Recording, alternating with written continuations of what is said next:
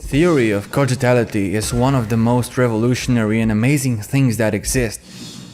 It is an extraordinary thing because it is science that explains all things esoteric, mystical, hidden, and often at times only to select people.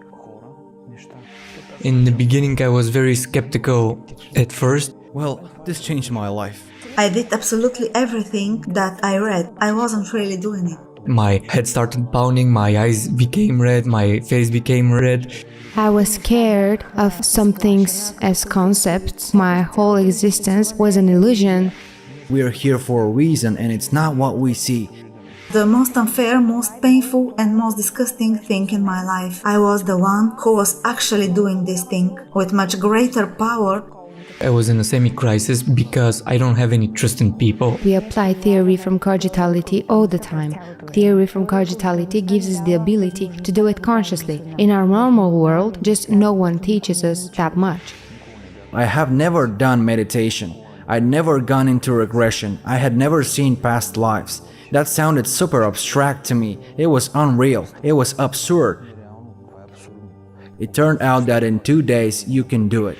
When I started, just prior to the first seminar, my grandpa passed away. I was curious to see if I could establish a connection with him. I just found something metaphysical that I could use. Why and where is the clue as to whether it will be given to you or not. The answer has always been very simple, and that is if it is with dedication and if it is for the others, then you will be given.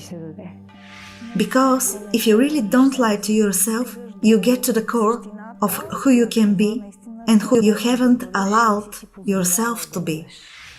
The explanation of why we exist is the mentality that creates the world.